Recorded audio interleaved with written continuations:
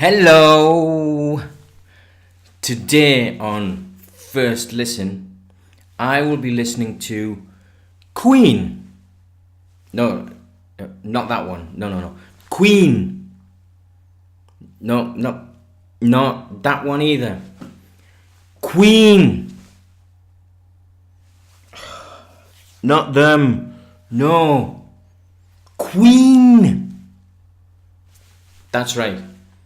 Freddie Mercury, Brian May, Roger Taylor, the other fella. No, I'm just joking. That's John Deacon. I know John Deacon as well. He actually wrote some of the best songs and is very underrated. He wrote, for example, I Want to Break Free. He wrote Another One Bites the Dust. He wrote You're My Best Friend. He's a very important member of Queen. Don't forget his name. John Deacon. Right, so I'm picking Queen. I have never really heard a whole album all the way through by Queen except for Made in Heaven. And I was obliged to listen to Made in Heaven because I was working in a record shop in Edinburgh at the time of its release. Coda Music, still open. There you go. Anyway, so we were obliged to listen to that album, and it is horrible album.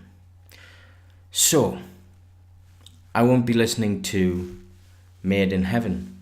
I will be listening to not that one. I'll be listening to not that one. I will be listening to News of the World.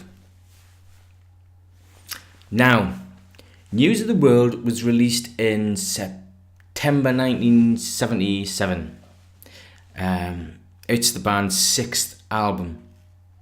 I was 7 when it came out.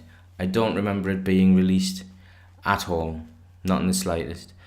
It includes the massive singles We Are the Champions and We Will Rock You. It went 4 times platinum in the United States, selling 6 million copies. 6 million copies. It is to this day, apparently, still their biggest selling album. It has the iconic cover, which is adapted from the American sci-fi magazine Analog Science Fiction and Fact from 1953, which was painted by Frank Kelly Frias. I don't know if I'm pronouncing his name wrong. If I am, I do apologize, sir. But none of those various reasons of why I would pick News of the World are the reason that I am picking News of the World by Queen to use as a first listen. I am choosing Queen's News of the World because it was recorded in Wessex Studios. So what? And you'd be right for thinking that.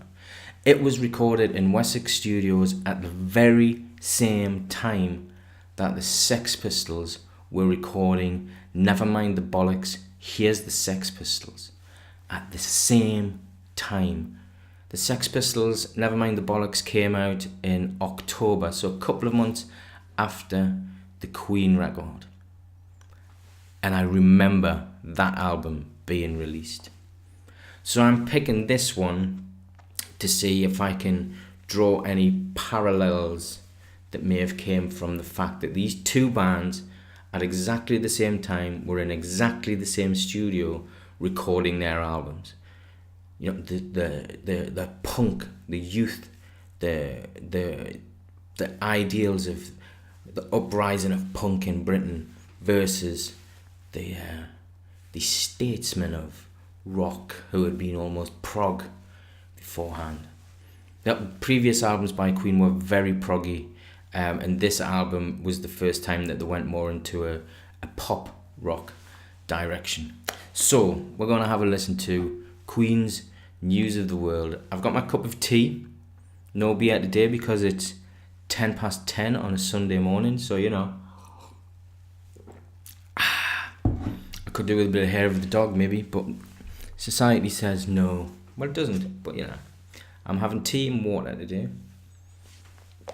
I have got my cans to have a listen. I have got the music all queued up. There you go. Queen's News of the World. So let's jump in and have our first listen. Right. Well, now that was interesting, wasn't it? For me, not for you. You didn't hear anything unless you've already heard the album. But no, from my experience of Queen, which is really greatest hits singles and that horrible Made in Heaven album, and a couple of other things like Seven Seas of Rye and stuff, wasn't bothered about listening to Queen ever in my life, which is why I've never listened to Queen ever in my life. I've seen some documentaries and things, and you know, obviously they're interesting because of the flamboyant character of Freddie Mercury, and I was expecting to listen to this album and really be able to roughly compare it to the Pistols, and I wanted to really be like, this is what the Pistols were doing. They were doing this for the people and the kids, and these were in the studio and that spandex talking about ballet and opera, and that didn't happen. That didn't happen. I quite enjoyed it. I don't know if I would go out and buy it, but if I saw it for a reasonable price in a record store, crate digging, then I would probably pick it up. The only songs that I really, really thought were horrendous were Sheer Heart Attack and Get Down, Make Love. Sheer Heart Attack sounds like they had a recording device outside of the Pistol studio to try and find out what the kids were doing and did their own version of that. It sounded poorly recorded, sounded like a punk B-side, a Pistols B-side, a Generation X B-side, something like that. Get Down, Make Love was just horrendous from start to finish. But the rest of it was pretty good. I mean, even if you take out We Will Rock You and We Are the Champions, the opening two tracks, which is weird to start an album with two massive songs like that. You know, you'd think you'd have one as an opener and a closer, or one opening each side of the album at least, but weird. And especially as then it goes into Sheer Heart Attack, which is so I was thinking, oh, here we go, exactly what I expected. Singles, crap. But then All Dead, which sounded like it could have been a Paul McCartney song a little bit to me. It was great. Spread Your Wings, I really, really enjoyed that. The second to last track, It's Late, was 6 minutes and 26 seconds, so I immediately thought this is going to be some horrible prog shit, and it wasn't. It was good fun too. And it closes with what do you call it? My Melancholy Blues, which is just Freddie on a piano pretty much, and it's just jazzy. No, it was really good. Yeah. What I thought was funny on Who Needs You, which has this Mexican kind of vibe, is Freddie Mercury doing his impression of Speedy Gonzales, I guess.